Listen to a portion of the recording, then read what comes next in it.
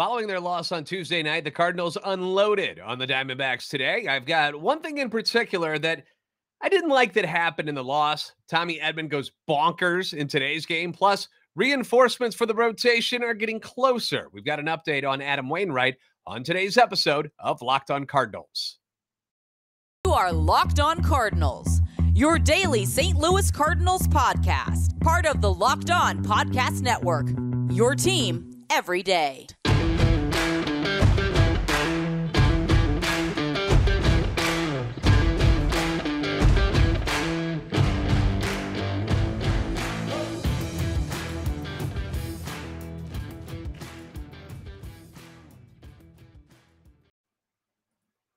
Hey there, Cardinals fans. I'm JD Hafford, and I'm a national radio sports anchor, born and raised in the Lou, and a lifetime Cardinals fan. And I'm your host for Locked On Cardinals, part of the Locked On Podcast Network, your team every day. You can follow me on Twitter at JD Sports Radio, and you can follow the podcast at LO_Cardinals. I want to thank those of you who make Locked On Cardinals your first listen every day. We're free and available wherever you get your podcasts, and we're on YouTube.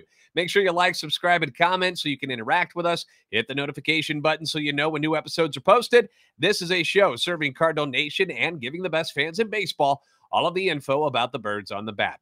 Today's episode being brought to you by FanDuel Sportsbook, official sportsbook of Locked On. Make every moment more. Visit FanDuel.com/LockedOn today to get started. So we've got two games to talk about today, and per usual, if you have a choice between good news or bad news, most people will say, just give me the bad news first. So let's start with Thursday shenanigans at Busch Stadium. We're not going to go too in-depth on Thursday since it was a game ago, but there's some things I want to bring up here. The team comes out and they do two things great early on, and then there's one like head-scratching move, at least for me, that I want to bring up and get your opinion on that happened in the ninth inning. Now, let's start with that good stuff. Number one, Jordan Montgomery holds the Diamondbacks scoreless after the first inning. Hip, hip, hooray, right?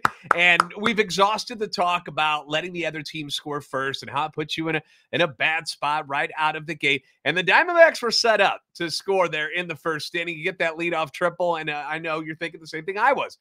Here we go again. They're going to go down 1-0, but Monty pulls off the magic trick, gets the two ground outs on the infield, and then gets out of it. Momentum boost there for sure. Number two good thing that they do, the Cardinals actually get on the board first. So after getting away from the leadoff triple and having that score in the first inning, after escaping that, they end up getting a solo home run from Paul Goldschmidt in the first inning and actually take a lead after the first. Then in the second inning, you got bases loaded, one out. Tommy Edman pops out. And here we go again, right? Crappy production with the bases loaded. Everybody's upset.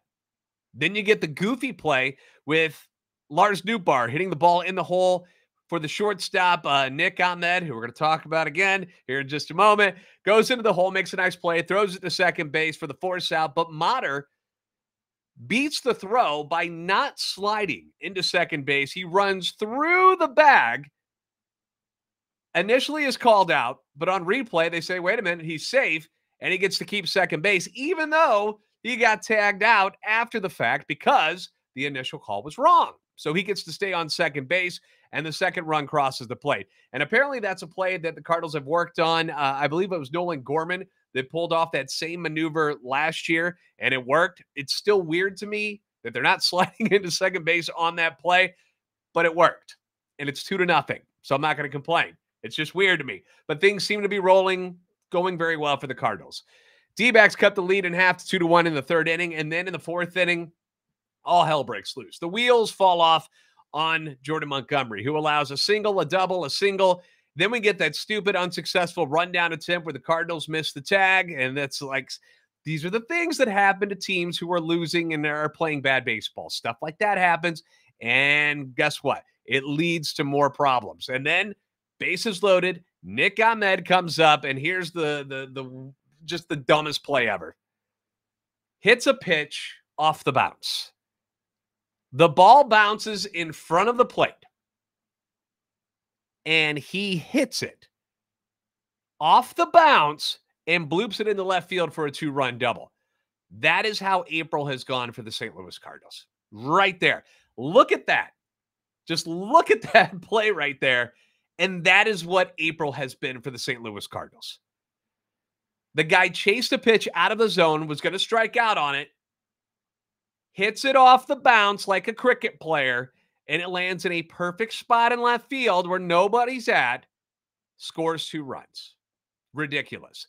And then when something stupid like that happens, something else bad is bound to happen, and that's what happens next. Gabriel Moreno rips a 3-run shot. He's the next hitter for the Diamondbacks, and that blows things wide open. The Cardinals fight their way back to make a game out of it. Wilson Contreras has an outstanding game. Boy, is he looking good now, isn't he? He goes yard twice in this one. Looks much more like the slugger that they thought they signed in the offseason. The guy that looked good in spring training and then just hit a cold spot here early on in the season. But one thing happened in the 9th inning, and I tweeted about it at the time. After scoring 3 runs in the 9th inning off of the left-handed throwing Diamondbacks closer, Andrew Chafin, Ollie decides to pinch hit for Nolan Gorman to, and I understood it, to break up the left-handed pitcher on a left-handed hitting scenario. Gorman doesn't hit left-handers all that well in his career. Okay, I get it. And normally that makes sense to me. You've got Nolan Arenado, one of the best hitters in all of baseball, on the bench. He's ready to go. Righty-lefty matchup is what you're trying to get to. But in this spot, in this particular spot, Andrew Chafin is on the ropes. He looks terrible. The Cardinals are hitting him all over the place. Gorman's been a different hitter this year. Look at the numbers.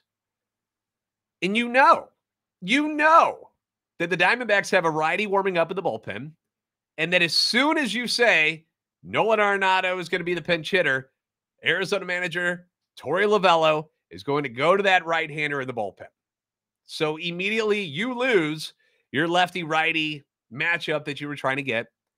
You burn Nolan Gorman, and at the same time, you're forcing Arizona to remove a pitcher who's getting shelled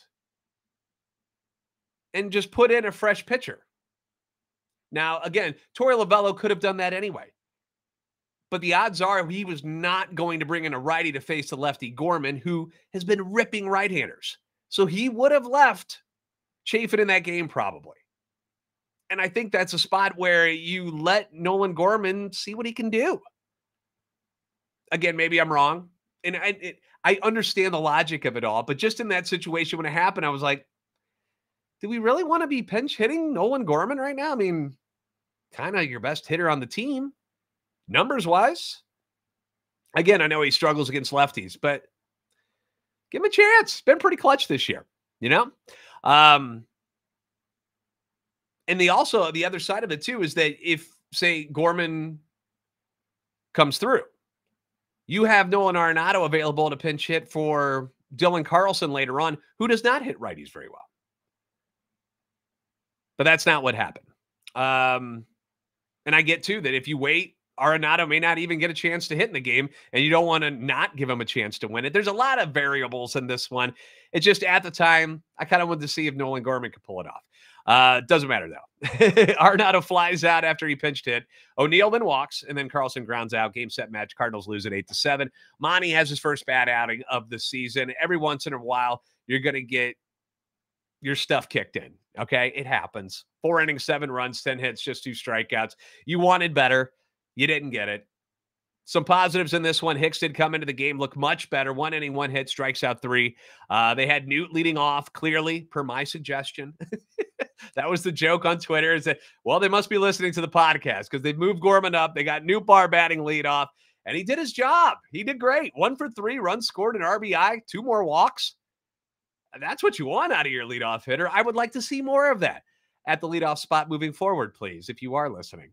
But today was much better for the Cardinals because they got the victory. They had a massive day offensively. I'm going to break it down for you guys next here on Locked On Cardinals. For a championship team, it's all about making sure every player is a perfect fit. It's the same when it comes to your vehicle. Every part needs to fit just right. So the next time you need parts and accessories, head to eBay Motors. With eBay Guaranteed Fit, you can be sure every part you need fits right. And it fits right the first time around. Just add your ride to My Garage and look for the green check to know that the part will fit or you get your money back. It's a guarantee. Because just like in sports, confidence is the name of the game when you shop on eBay Motors. And with over 122 million parts to choose from, you'll be back in the game in no time. After all, it's easy to bring home a win when the right parts are guaranteed. Get the right parts, the right fit, and the right prices on ebaymotors.com. Let's ride. Eligible items only. Exclusions apply.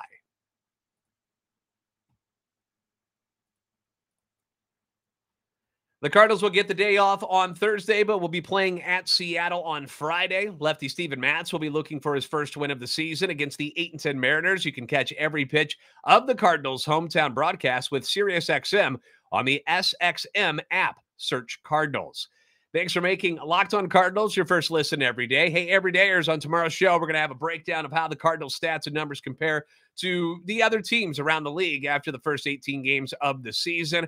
I have a feeling Nolan Gorman is going to be pretty high on those lists, and he did something today that helped that cause. So we're going to get to that here in just a second. First, let's break down today's game. Madison Bumgarner on the mound for Arizona against Jake Woodford for the Cardinals. And I said coming into the series that this was the day that the Cardinals were likely going to win because Mad Bum is an absolute shell of his former self. The guy used to be money in San Francisco, one of the great left-handed playoff pitchers of all time, and he's just not that anymore. He's just not. Had a 7.90 ERA, and righties were hitting .319 off of him coming into the game. So Ollie decided, yeah, let's put a ton of right-handers against him in the lineup today, and they absolutely feasted on his carcass in this one. Tommy Edman went straight bananas today, going 3 for 5 with a double, a triple, and a home run. Does not get the single for the cycle, but he drives in 5 runs from the leadoff spot. Tommy Edman got it done today in a number of ways. The Cardinals scored 3 in the first. Once again, lead after the first inning. Again, golf clap for that because that's something we've had problems with, so mission accomplished there. Had a sweet double steal with Arenado and Carlson in that first inning that forced a bad throw, pushes another run across. That's the fun baseball that I like to watch. And it was kind of cool because they kept panning to former Cardinals manager Whitey Herzog in the crowd today. He was at the game, and if you remember what Whitey ball was all about, it was all about moving the runners over, speed, defense, and pitching. Had nothing to do with power, and it was fun baseball to watch. And I think a lot of Cardinals fans miss that. I want to see this kind of baseball more from them. The Cardinals so far this year have been a very station-to-station team. And it's, Ollie has said in interviews after games and stuff, well, we're losing most of the time. So I'm not trying to be overly aggressive, get guys thrown out, stealing bases and stuff. But at the same time, I'd like to see them be more aggressive at times. That's just me. Jake Woodford, unfortunately, could not hold the lead. It was 3-0 after the first inning. He coughs it up in the third, but the offense, they never took their foot off the pedal. You know, they didn't slump and go, okay. No, they kept the pedal down after the D-backs, tied it up. The Cardinals erupt for 4 more runs on an RBI single by Jordan Walker, who looked great today after a day off. And then the Tommy Edman 2-out, 3-run blast, which saved Taylor Motter and Andrew Kisner's bacon because both of them failed to get the ball out of the infield when it was 1st and 3rd and nobody out. Score was 4-3. You're like, all right, we can blow this thing open. And then both of them sucked. Motter strikes out. Kisner, he popped up weakly again. And everybody's like, gosh, man, what are we doing? But then Tommy Edman. Edman comes through, picks his fellow teammates up, hits the 3-run bomb, and things are rolling again. The Cardinals get 3 more in the 5th inning thanks to a 2-out, 2-run triple by guess who? Tommy Edman drove one to right center field, and then an RBI infield single by Dylan Carlson made it 9-4. And then in the 6th inning, after 3 straight walks, 2 Cardinals hitters, Nolan Gorman comes up after pinch hitting earlier in the game for Motter and hits a grand slam to right field to put the game out of reach. Gorman's shot leaves the bat at 109.4, travels 417 feet. Nolan Gorman is now batting .316, 5 home runs, 18 RBIs. Again, he's only got 6 runs scored, and 5 of them are because he hit home runs. It's still such a weird stat to me. I just think that the time for pinch hitting for Nolan Gorman is almost over. Even if it is against a left-hander, he's only got 4 at-bats against lefties so far this season. And yeah, he's 0 for 4. But that's a very small sample size. And we don't know if he can hit left-handers yet this year with this new approach that has made him such a more successful batter overall this season. Obviously, it's working against righties. And maybe he can't hit lefties, but I would like to find out. He's only got 4 bats against them so far this year. So let's give him a chance. Give him a chance. And if he sucks, then go back. Okay? I get it. If he goes like 0 for 15 and he strikes out a bunch of time, all right, you proved me wrong. But until he does that, let's give the guy a chance. Other notable stats today: Dylan Carlson, 2 for 5, 2 RBIs. Contreras, 2 for 3 with an RBI, and a pretty sweet argument with Madison Bumgarner at one point in this one when he clapped back at the big lefty during an at-bat. I don't know if Bumgarner said something to him after Contreras fouled the ball off. Contreras was, he is not shy about talking back to anybody else on the other team. Not at all. Very much like Yadier Molina wasn't afraid to do it either. And as soon as he said something, the Mad Bum, then the catcher, Herrera, for the Diamondbacks, kind of got in Contreras' face. He has to explain to him why he's yelling at Bumgarner. But it's one of those moments where it's like, yeah, show off that fire. I like it. Jordan Walker, as I mentioned, 2 for 4, 3 runs scored today. You got to love that for Jordan, who has enjoyed a couple of days off after being in a little bit of a slump. Tyler O'Neill, 1 for 4, but 2 runs scored today. Even Kisner got a hit today. The Cardinals went 7 for 15 with runners in scoring position. They walked 9 times. This is more like the offense that we thought we were going to see. Again, we knew the starting pitching wasn't going to be great. And again, today, it wasn't all that special out of Jake Woodford. It really wasn't. But the offense bailed out the starting pitching, which is how this team is built. They're supposed to score 5, 6, 7 runs a game. That's what they're supposed to be doing. And it just hasn't happened so far this year, even when they get good starts from the starting pitchers, which has been few and far in between. And you're not going to drop 14 runs on a team very often. But I like how they were taking walks today. Again, what did I say? 9 walks. That's awesome. That's making these guys work. And I want them to do it more. They're flailing. They're chasing different at-bats because they're trying to do too much, because they're all frustrated with the way the season has started. So I totally understand why it is the way it is. But seeing them be patient and take the walks like this, it's as good as a hit, guys. So just these pitchers are afraid of you as hitters, because the Cardinals got a scary lineup. They're just not acting like a scary lineup so far this year. But today, they were. 9 walks. You got the power. You got the home run from Edman. You got the home run from Gorman. The stolen bases. Jordan Walker also stole a base in this one to go along with that double steal earlier, creating chaos, creating pressure on the other team. That's good baseball. And that's how we want to see this team play. That's fun baseball. And in a season where the team has not had a lot of fun early on, it was really nice to watch a game today where they were able to enjoy their time on the field and bust out at the expense of Arizona. I enjoyed it thoroughly. Give me more of that. Adam Wainwright through today for Springfield. I got an update on how his day went next on Locked On Cardinals.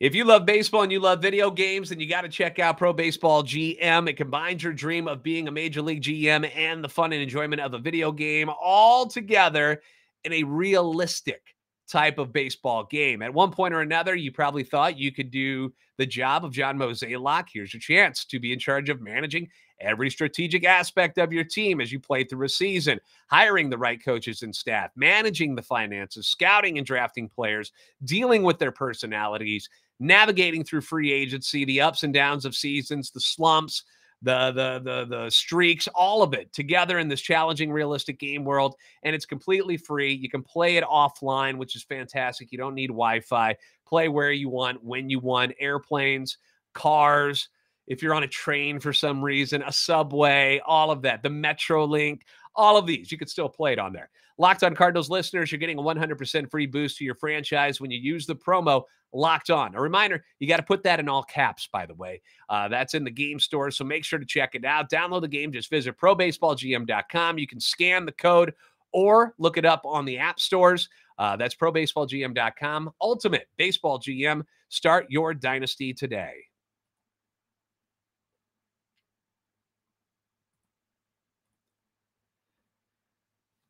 The Cardinals will get a day off on Thursday, but will play at T-Mobile Park in Seattle on Friday. Lefty Steven Matz looking for his first win of the season against George Kirby of the Mariners, who is 1-1 this year. Be sure to catch every pitch of the Cardinals' hometown broadcast with SiriusXM on the SXM app.